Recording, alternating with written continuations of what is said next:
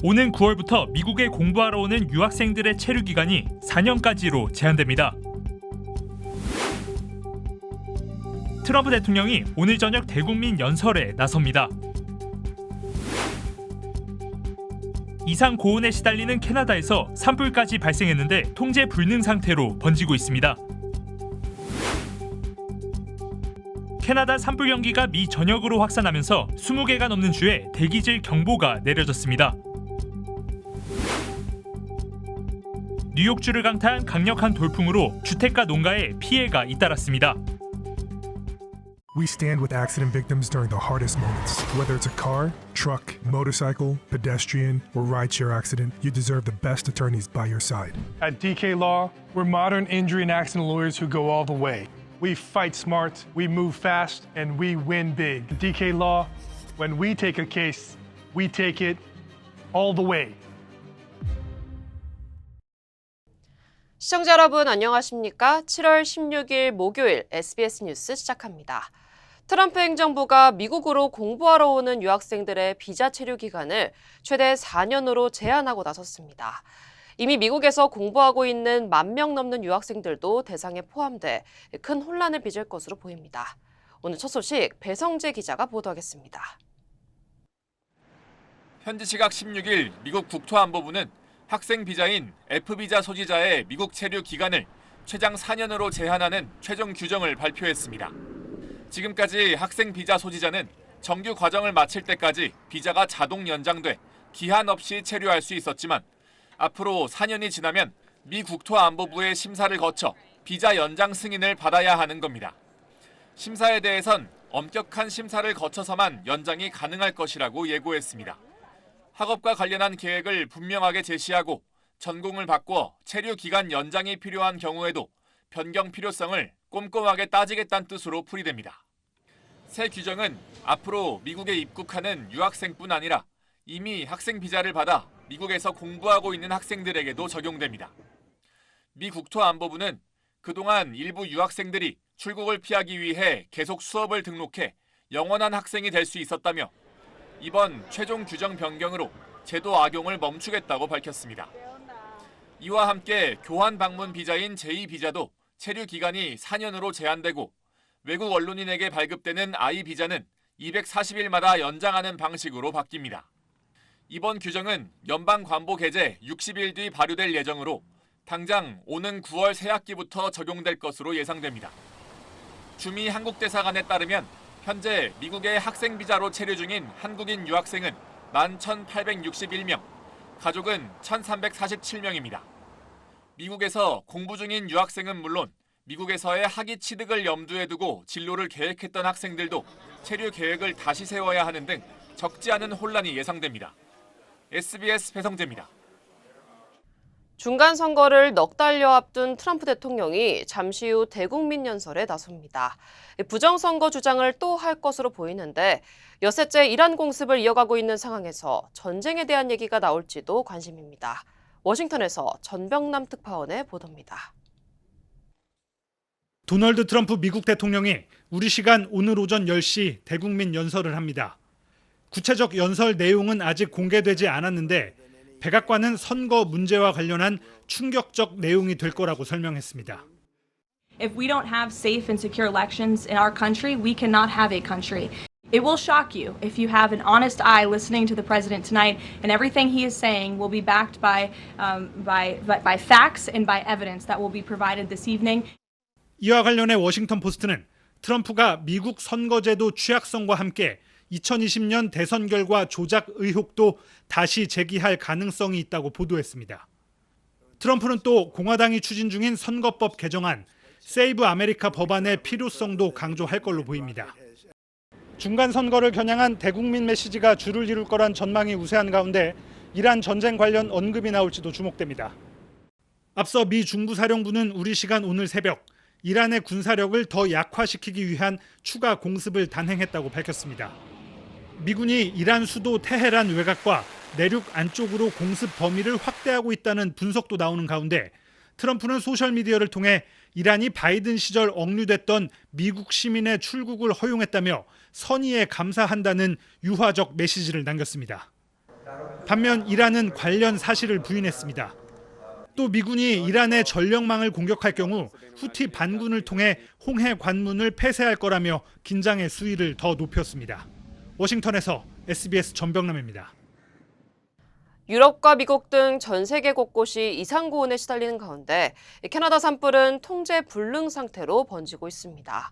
산불 연기가 미국까지 번지면서 월드컵 결승전에도 영향을 미칠 수 있다는 우려가 커지고 있습니다. 곽상은 기자입니다. 열차가 시뻘건 화염에 휩싸였습니다. 불길은 금방이라도 기관실과 철로를 집어삼킬 기세입니다. Yeah, this has got to move quick here. Holy crap. 캐나다 온타리오와 매니토바주 등 중부 지역을 중심으로 산불이 걷잡을 수 없이 번지고 있습니다. 현지 시간 15일 기준 캐나다 전역의 산불 발생 건수는 835건. 이 가운데 112건은 당국의 진화 능력을 벗어난 통제 불능 상태입니다. 전국적인 이상 고온이 산불 확산을 부추기는 것으로 분석됩니다. 산불 연기가 밀려오면서 캐나다 최대 도시 토론토 하늘도 누런 연무로 뒤덮였습니다. 대기 오염도가 한때 인도 델리를 제치고 세계 최악 수준까지 치솟았을 정도입니다. Air is contaminated and I don't know what to do. I have filters in the house running and I have some kind of allergy on the smoke. 이런 유해 연무는 미시건과 위스콘신, 메인, 매사추세츠 등 미국까지 번져 하늘이 황갈색으로 변했다는 신고가 잇따랐습니다. 현지 언론은 마치 화성에 온 것 같다, 섬뜩하다 같은 반응을 쏟아냈습니다. The air quality levels are going to be into the unhealthy, if not very unhealthy range tomorrow in vast swaths of the Mid-Atlantic, the Northeast, and the Great Lakes. 이번 주 후반까지 유해 연무가 이어질 거란 예보 속에 뉴욕시는 야외 활동 자제를 당부했습니다. 오는 19일 뉴욕 인근 뉴저지 야외 경기장에서 열리는 월드컵 결승전이 차질을 빚을 수 있다는 우려가 나오고 있습니다. SBS 곽상은입니다. 이렇게 캐나다 산불 연기로 미국 전역 20개가 넘는 주에 대기질 경보가 내려졌습니다. 캐나다 온타리오 북부에서 발생한 180여 건의 산불 연기가 미 중서부와 동북부까지 퍼지면서 수백만 명이 건강에 해로운 공기에 노출될 것으로 전망됐습니다. 특히 디트로이트와 미니애폴리스, 시카고 등 일부 지역에서는 대기질이 매우 나쁨이나 위험 수준까지 떨어져 당국이 주민들에게 야외 활동을 줄이고 실내에 머물 것을 권고했습니다. 산불 연기로 장기적인 건강 위험에 노출될 수 있는 미국인이 1억 명을 넘을 수 있다는 연구 결과도 나온 가운데 뉴욕주는 마스크 10만 장 이상을 배포하기로 했다고 밝혔습니다. 기상당국은 산불 연기로 인한 뿌연 하늘과 대기질 악화가 일부 지역에서 주말까지 이어질 수 있다고 경고했습니다. 뉴욕주를 강타한 강력한 돌풍으로 주택가와 농가에 피해가 잇따랐습니다. 국립기상청에 따르면 어제 새벽 세인트 로렌스 카운티 지역에 국지성 하강 돌풍으로 인한 폭풍이 발생했습니다. 당시 최대 시속 90마일, 약 145km의 강풍이 불면서 주택과 농장 건물 지붕이 날아가고 나무와 전선이 쓰러졌습니다. 또 골프공 크기의 우박까지 쏟아져 차량이 파손됐고 한 농장에서는 소 한 마리가 폐사했습니다. It came diagonal up across there and it took the rest of that barn down. It was a two-story, like a 40 by 70, and blew it all over here. 다행히 인명피해는 발생하지 않았으며 주민들과 자원봉사자들이 나서 복구 작업을 진행하고 있습니다.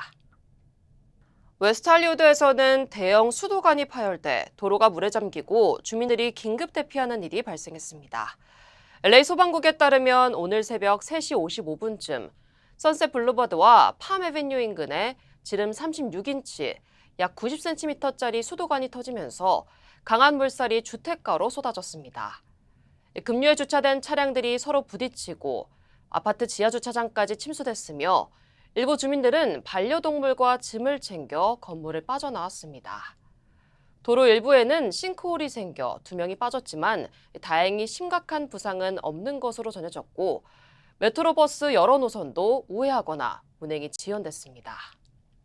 This is one of the challenges when our infrastructure is so old. It's my understanding that these pipes are over 100 years old. 당국은 수도관의 물 공급을 차단한 뒤 정확한 파열 원인과 피해 규모를 조사하고 있습니다. 웨스트 버지니아주에서 다중 차량 충돌 사고가 발생해 3명이 숨지고 2명이 다쳤습니다. 잭슨 카운티 셰리프국에 따르면 사고는 오늘 77번 주간 고속도로에서 발생했습니다. 남쪽 방향으로 달리던 트럭 한 대가 중앙 분리대를 넘어 반대편 차선으로 진입하면서 차량들과 충돌했고 모두 4대가 사고에 연루됐습니다. Had a truck traveling southbound here on 77. It crossed a median here just right about the Goldtown exit and struck this other vehicle heading north. 현재 사고 구간 북쪽 방향 차선은 모두 폐쇄된 상태이며 도로 재개통 시점은 아직 정해지지 않아 당국은 운전자들에게 해당 구간을 피할 것을 당부했습니다. 신임 주 베트남 미국 대사인 제니퍼 윅스 대사가 자신이 한국계 미국인이라고 처음 공개했습니다. 윅스 대사는 주 베트남 미국 대사관 소개 영상을 통해 자신은 미네소타 출신의 한국계 미국인이라고 밝혔습니다. 또 백인 부모와 함께 찍은 가족 사진을 공개하며 미국과 베트남 간 무역 투자 확대, 인적 교류 활성화에 힘쓰겠다고 약속했습니다. I am a Korean American from a small town in Minnesota. It is a special place, known as the land of 10,000 lakes, with communities known for their friendly Minnesota spirit, marked by resilience, hard work, and a deep connection to land and community, a spirit I believe that Vietnam also shares. 31년간 공직에 몸담은 윅스 대사는 지난 5월 연방 상원 인준을 거쳐 부임했으며 베트남 주재 미국 대사 가운데 첫 여성 대사입니다.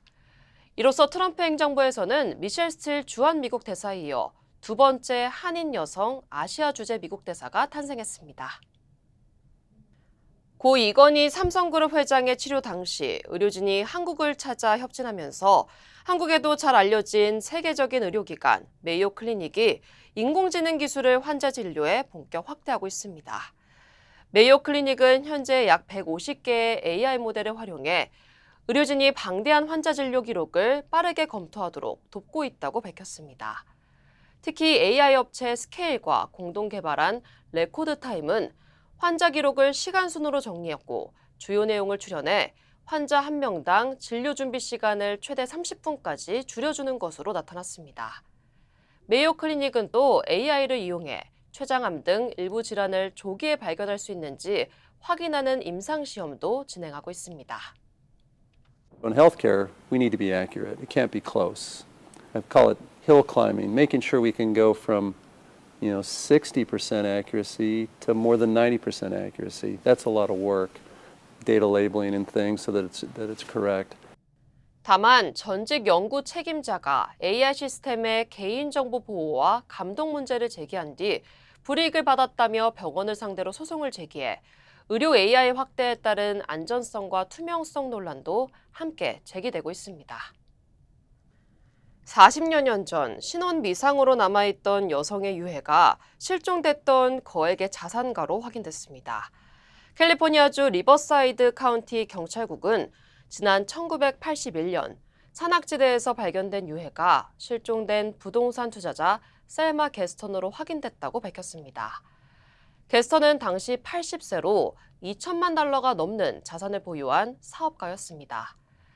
당시 수사 결과 연인이던 39살 로런스 램스는 게스턴 명의의 재산을 처분하고 거액을 인출하려 한 사실이 드러났고 시신을 발견하지 못한 채 살인 혐의로 유죄 판결을 받아 종신형을 선고받았습니다. 시신은 훼손이 심해 그동안 신원 확인이 불가능한 상태였지만 당국이 최근 유전자 분석과 치과 기록 대조를 통해 피해자의 신원을 최종 확인한 겁니다. 45년 만에 피해자의 신원이 확인되면서 장기 미제 사건도 마침표를 찍게 됐습니다. 세계 최대 모빌리티 배달 플랫폼 기업 우버가 배달의 민족의 모회사인 독일 딜리버리 히어로 인수에 나섭니다. 우버는 딜리버리 히어로와 148억 달러, 한화 약 22조 원 규모의 인수 계약을 체결했다고 밝혔습니다. 거래가 완료되면 우버는 배달의 민족을 포함해 전 세계 99개 시장에서 모빌리티와 배달 서비스를 운영하게 됩니다. 딜리버리 히어로 이사회는 우버의 인수 제안을 지지했으며 거래는 주주 승인과 각국 규제 당국의 심사를 거쳐 2027년 하반기 마무리될 전망입니다. 뉴욕 증시입니다. 미증시 3대 지수가 일제히 약세를 보이며 3거래일 만에 하락세로 돌아섰습니다. 특히 나스닥이 1% 넘게 빠지면서 25,000선으로 내려앉았고 S&P 500도 0.5%대 하락했습니다. AI 관련 회의론이 확산하며 커뮤니케이션과 기술 업종이 각각 2% 넘게 밀리며 하락세를 주도했습니다. 이날 시장을 끌어내린 것은 반도체주였습니다. 세계 최대 파운드리 업체인 TSMC가 예상을 웃도는 2분기 깜짝 실적을 발표했음에도 불구하고 자본 지출 전망치를 기존보다 큰 폭으로 상향 조정하면서 향후 수익성 악화 우려가 부각됐습니다. 이에 따라 필라델피아 반도체 지수는 4.29% 급락했습니다. 미국과 이란의 지정학적 긴장감 또한 전반적인 투자 심리를 짓눌렀습니다. 다만 미국의 경제 체력은 여전히 견고했는데요. 지난주 신규 실업수당 청구 건수는 20만 8천 건으로 예상치를 밑돌며 고용시장의 안정을 입증했고 6월 소매 판매 역시 시장 예상치에 부합하며 탄탄한 소비를 뒷받침했습니다. 종목별로는 알파벳이 차세대 AI 모델 제미나이 3.5%의 출시가 지연될 수 있다는 소식에 4% 넘게 급락했고 메모리 반도체 기업들도 낙폭을 보인 가운데 마이크론 테크놀로지가 5% 빠졌습니다. 넷플릭스 또한 3분기 실적 전망치가 시장의 기대치에 미치지 못하면서 시간외 거래에서 현재 7% 넘는 폭락세를 보이고 있습니다. 이제 시장의 시선은 우리 시간으로 오늘 오전 10시에 예정된 트럼프 미국 대통령의 대국민 연설에 집중되고 있습니다. 지금까지 뉴욕 증시였습니다. 노벨문학상 수상 이후 공개 활동을 자제했던 한강 작가가 2년 만에 세계 최대 공연예술 축제인 아비뇽 페스티벌에 모습을 드러냈습니다. 한강 작가는 이 자리에서 혐오 문화에 대한 자신의 생각을 밝혔습니다. 아비뇽에서 권영인 특파원입니다. 지난 2024년 노벨문학상 수상 이후 공개 활동을 자제했던 한강 작가가 2년 만에 카메라 앞에 앉았습니다. 솔직히 부담스러웠죠. 그래서 그냥 이렇게 좀 칩거를 하다가 지금은 좀 관심도 많이 줄어드신 것 같고 점점 마음이 가벼워진 것 같아요. 한 작가는 세계 최대 공연 축제인 제80회 아비뇽 페스티벌에 초청을 받았습니다. 배우 이혜영과 프랑스 배우 이자벨 위페르가 참여한 자신의 소설 낭독회 무대에도 직접 올라 관객들의 박수갈채를 받기도 했습니다. 작별하지 않는다를 책으로만 읽으셨던 분들이 다른 방식으로 경험을 하게 되는 게 재미있을 것 같고 한 작가는 자신 소설 소년이 온다의 배경이기도 했던 5.18 민주화 운동이 희화화되는 등 우리 사회에 확산하는 혐오 문화에 대해서도 언급했습니다. 아무것도 모르니까 이 혐오가 자연스러운 게 아니고 이것은 문제적인 것이다라는 어떤 우리가 그런 일치된 생각을 가지고 있다면 거기에 희망이 있는 게 아닐까. 총 47편의 올해 아비뇽 페스티벌 초청자 가운데 한 작가의 소설을 연극화한 작품을 포함해 모두 9편의 한국 작품이 초청됐습니다. 한국 작품이 초청받은 건 28년 만인데 연극계의 노벨상으로 불리는 입센상을 아시아 최초로 받은 구자아 작가의 작품도 3편 초청돼 관객들의 호평을 받았습니다. Moi, ça m'a beaucoup touchée parce que ma maman est coréenne et du coup, j'ai trouvé que c'était, enfin, ça parlait de façon très intime à ce que je pense d'elle, mais 특히 이번 아비뇽 페스티벌엔 한국어가 처음으로 행사 공식 초청 언어가 됐습니다. Et nous avons de la part des compagnies et des partenaires l'indication qu'il y a déjà beaucoup d'invitations à des artistes et compagnies coréennes pour faire de la tournée en Europe et en France. 주최 측은 내년에도 한국 작품을 초청하고 아비뇽 페스티벌에 오른 다른 나라 작품들도 한국에 소개할 계획이라며 한국 공연계와의 교류를 더 확장해 나갈 것이라고 밝혔습니다. 아비뇽에서 SBS 권영인입니다. 아침에 마음의 평안과 하루를 시작하는 것, 내 건강이 아스바헬스 메디케어 플랜으로 든든하게 보장되고 있다는 확신에서 시작됩니다. 당신이 누려야 할 의료 서비스와 혜택, 그리고 행복의 시작, 아스바헬스가 함께합니다. 888-688-8584로 문의해주세요. 아침에 마음의 평안과 하루를 시작하는 것, 내 건강이 아스바헬스 메디케어 플랜으로 든든하게 보장되고 있다는 확신에서 시작됩니다. 당신이 누려야 할 의료 서비스와 혜택, 그리고 행복의 시작, 아스바헬스가 함께합니다. 888-688-8584로 문의해주세요. 모든 여정은 문을 여는 것에서 시작됩니다. 그 시작은 여기 CBB 뱅크입니다. 진심 어린 대화에서 시작해 성공을 향한 새로운 기회로 당신의 비즈니스가 더 크게 넓어질 때 CBB뱅크가 전국 어디서나 그 문을 함께 열어갑니다. 성장의 파트너 CBB뱅크. 샌프란시스코 총영사관이 전화 시스템 장애로 인해 임시 비상전화 번호를 개통했습니다. 각 지역 주요 한인사회 소식 이원정 기자입니다. 한인 시니어들에게 통합 돌봄 서비스를 제공하는 K-데이 페이스가 개원 1주년을 맞아 서비스를 더 확대해 나갈 계획입니다. LA 한인타운 지역을 중심으로 서비스를 제공해온 K-데이 페이스는 개원 1년 만에 전체 정원의 절반이 넘는 회원을 확보하는 등 빠르게 성장했다고 밝혔습니다. K-데이 페이스는 의사와 간호사, 재활치료사, 사회복지사, 영양사 등이 함께 참여하는 맞춤형 시니어 돌봄 서비스를 제공하고 있습니다. The K-Day PACE is programmed for all-inclusive for the elderly. What that means is that we're actually an insurance plan. We actually care for all the seniors' total needs under one roof. 모든 것들이 저희가 다 알아서 합니다. 약들도 배달이 되고 물리치료도 여기 센터에서 의사를 만나고 간호사를 만나는 한 곳에서 모든 것들이 진짜로 이루어질 수 있는 편리한 시스템입니다. K-데이 페이스는 앞으로도 의료기관과 정부기관, 지역사회 단체와의 협력을 강화해 더 많은 한인 시니어들에게 양질의 돌봄 서비스를 제공할 계획입니다. 이번 주말 405번 프리웨이 공사로 인해 일부 차선이 통제됩니다. 캘리포니아 교통국은 내일부터 월요일 새벽까지 세플베다 패스 구간에서 대규모 포장 보수 공사를 진행하며 405번 프리웨이 일부 차선과 진출입로를 통제한다고 밝혔습니다. 공사 기간에는 405번 남쪽 방향 차선이 축소되고 버뱅크 블루버드와 게리센터 드라이브 그리고 일부 101번 연결로도 폐쇄됩니다. 뉴욕시의회가 올해 회계연도 예산을 통해 아시안 커뮤니티 지원 사업과 이민자 법률 서비스, 교육 프로그램 등에 대한 투자를 확대합니다. 예산안에는 아시안 커뮤니티 프로그램 지원과 공립학교 아시안 교육과정 개발, 이민 법률 서비스 예산 복원 등이 포함됐습니다. 시의회는 연방이민 단속 강화와 생활비 부담이 커지는 상황에서 아시안 주민과 이민자 지원을 지속적으로 강화해 나가겠다고 밝혔습니다. 환각성 약물을 이용한 치유 프로그램을 진행하던 한인 정신과 전문의가 참가자 사망과 관련해 과실치사 혐의로 기소됐습니다. 검찰은 참가자가 케타민 등 약물을 투여받은 뒤 사우나에서 의식을 잃고 숨졌으며 약물과 고온 환경 등이 복합적으로 작용한 것으로 보고 있습니다. 당국은 재판이 진행되는 동안 의료행위 금지를 요청했으며 해당 의사는 혐의를 부인하고 배심원 재판을 요구했습니다. 샌프란시스코 총영사관이 지난달 말 정전으로 발생한 전화 시스템 장애가 계속됨에 따라 한인들의 불편을 줄이기 위해 임시 비상 전화 번호를 개통했습니다.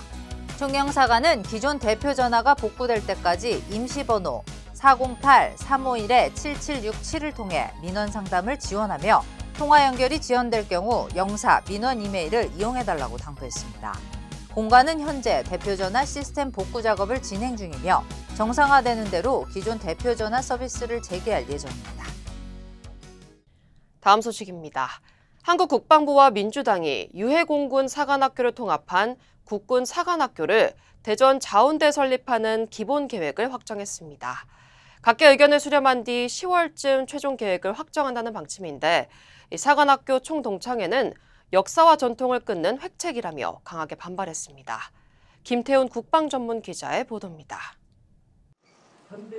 국방부와 민주당이 제시한 사관학교 통합의 명분은 크게 세 가지입니다.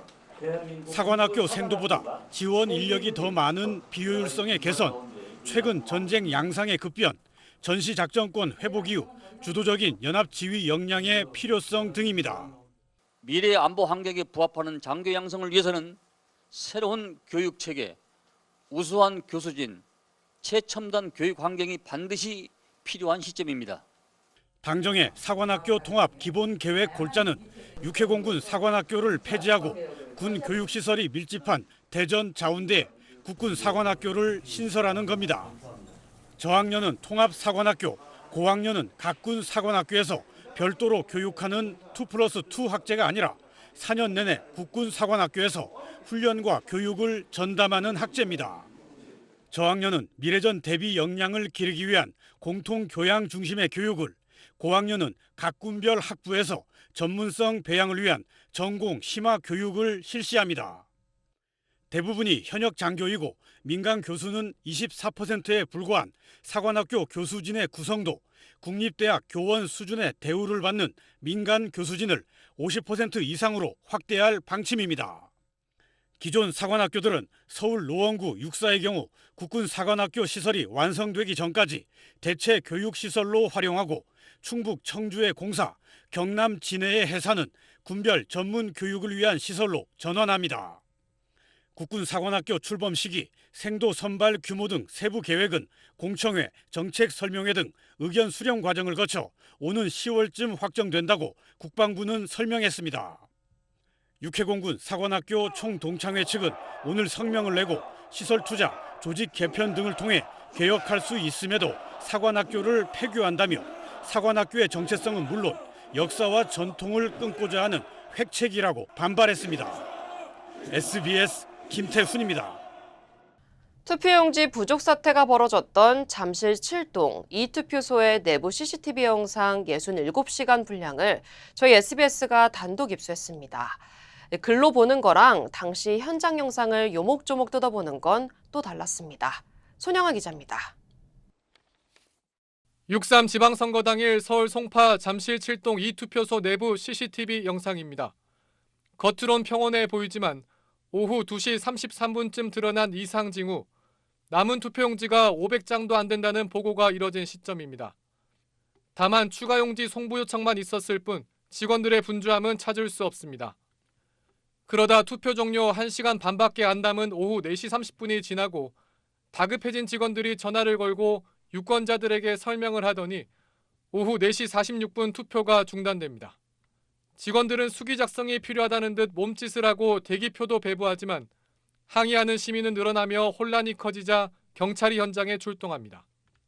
대기줄이 무너지면서 직원들이 질서유지선을 들고 급하게 나오고 오후 5시 38분 한 남성이 추가 투표용지가 든 걸로 보이는 종이봉투를 들고 뛰어옵니다. 당초 선관위는 53분간 투표가 중단됐고 오후 5시 39분에 재개했다고 밝혔지만 CCTV로 본 재개 시점은 투표 종료 1분 전인 오후 5시 59분으로 20분 차이가 있습니다. 당시 투표록에 따르면 1차 추가용지 50장으로는 역부족이었고 시민들이 뒤엉켜 있는 가운데 오후 6시쯤 비닐봉투를 든 여성이 뛰어들어옵니다. 2차 추가용지로 기록된 200장으로 보입니다. 앞서 오후 4시 45분쯤 투표소를 찾은 한 할머니는 용지 부족에 투표를 할 수 없자 귀가하는 대신 의자에 앉아 하염없이 기다립니다. 뒤늦게 투표 재개가 됐지만 긴 대기 행렬에 줄서기를 포기하는 듯 하더니 무려 1시간 20분이 지나서야 참정권 행사를 마무리하고 투표소를 힘겹게 떠났습니다. 누구나 접근할 수 있어야 할 투표의 문턱이 고난의 장벽이 된 셈입니다. 이 CCTV 영상은 김정철 개혁신당 최고위원이 법원에 증거보전 신청을 해 확보한 것으로 이 투표소의 확정 선거인 수는 3,856명, 최초 배부 투표용지는 1,900장이었습니다. SBS 손형환입니다. 이 투표소의 혼란은 밤 10시 투표가 끝난 뒤에도 가라앉지 않았습니다. 선관위의 부실하고 안일했던 대처가 이때는 더욱 선명하게 드러났습니다. 이어서 고정현 기자입니다. 밤 10시 투표 종료 이후 누군가 뒷문으로 들어오려 하자 긴장감이 감도는 이 투표소. 그런데 서울 잠실과 연관이 없는 황교안 당시 경기 평택을 후보에 이어 부정선거 주장을 이어온 박주현 변호사까지 투표소 내로 들어왔습니다. 선거관리 담당자들이 문을 열어준 건데 투표 사무원 등을 제외하고 출입을 금하는 선거법 위반 소지가 있다는 지적도 나옵니다. 부정선거론자인 또 거기다가 후보자 신분인 사람을 들여다놓고 저렇게 촬영을 하게 하고 투표소 밖에 모인 집회 참가자들에 막혀 투표함 반출이 무산된 지 23시간 뒤인 6월 4일 저녁 탈진한 직원 한 명이 구급대에 실려갑니다. 그러다 6월 5일 오전 8시 50여 분쯤 뒷문을 통해 경찰 기동대가 진입하고서야 투표함을 밖으로 이송합니다. 그런데 13분 뒤 경찰이 투표소를 빠져나가자 곧장 일부 집회 참가자들이 내부로 밀려옵니다. 내보낸 투표함 외에 다른 용품이 그대로 있는데도 보관 장소의 문을 잠그지 않았고 남아있는 직원조차 없었던 겁니다. 내부에 있던 선거 관련 각종 자료들도 무방비 상태가 됐고 약 42분 동안 사실상 투표소가 점거됐는데 CCTV 영상으로 전후 모습을 비교해보면 확연한 차이를 보였습니다. 경찰을 통해서 봉인을 하고 저기 함부로 못 들어오게 잠궈놨어야죠. 선관위가 저 때도 얼마나 지금 이 사태가 심각한지를 인식하지 못하고 있었구나. 6월 5일 오후 5시 34분 직원들이 투표소를 다시 찾아 남은 용품 정리에 나섰고 6월 3일 선거 당일에도 반입됐던 138번이라고 적힌 갈색 큰 상자를 포함해 남은 집기물들을 모아 송파구 선관위로 이송했습니다. 20여 분 만에 투표소는 아파트 노인정으로 바뀝니다. 닷새 뒤인 6월 10일 법원이 직접 투표용지 보관 상자 등 핵심 증거를 찾으려 현장 검증에 나섰지만 빈손으로 돌아와야 했습니다. SBS 고종현입니다. Call DK Law. DK Law, how can I help you? Crazy accident. They cut me off and then cut my car in half. I think you need to go to the hospital. Oh. DK Law will be there for everything you need. Oh, that's nice. DK Law goes all the way. We're modern injury and accident lawyers who go all the way. We fight smart, we move fast, and we win big. Because at DK Law, when we take a case, we take it all the way. 선거관리위원회는 부실 선거 이전에 자녀 특혜 채용 의혹도 잇따라 제기돼 가족회사라는 비난도 받아왔는데요. 그 대표 사례였던 김세환 전 중앙선관위 사무총장이 아들 채용에 관여한 혐의로 1심에서 징역 2년을 선고받았습니다. 김규리 기자입니다. 거의 대부분이 유죄로 나왔는데 이에 대해서 어떤 입장이십니까? 인천지방법원은 아들이 선관위 직원으로 채용되는 과정에 부당하게 개입한 혐의를 받는 김세환 전 중앙선거관리위원회 사무총장에게 징역 2년을 선고했습니다. 김 전 사무총장 아들 A씨는 강화군청 공무원으로 일하다 지난 2019년 경력 채용 과정을 통해 강화군 선관위로 이직했습니다. 이직 1년 만에 인천시 선관위 사무처로 전입했고 선관위 관사도 제공받았는데 재판부는 이 과정에 김 전 사무총장이 부당하게 개입했다고 판단했습니다. 김 전 사무총장이 특정 면접위원을 지정한 뒤 아들의 응시 사실을 알리고 직원들에게 지시해 아들이 거주할 오피스텔을 관사로 추가 지정하도록 한 점을 유죄로 인정한 겁니다. 인천시 선관위 전입시험에서는 합리적 이유 없이 자격 요건이 완화됐는데 그 결과 혜택을 본 사람도 김 씨 아들이 유일했다고 재판부는 판단했습니다. 재판부는 김 전 사무총장에 대해 청년 세대를 비롯한 국민들에게 상실감과 무력감을 안겼을 뿐 아니라 사회적 분노를 초래했다고 질타했습니다. 다만 형사처벌 전력이 없고 증거인멸과 도주 우려가 없다는 점 등을 고려해 법정 구속은 하지 않았습니다. 지난해 감사원은 선관위를 상대로 감사를 벌인 결과 지난 2013년 이후 290여 차례 선관위 경력 채용 과정에서 870여 건의 규정 위반이 드러났다고 밝힌 바 있습니다. SBS 김규리입니다.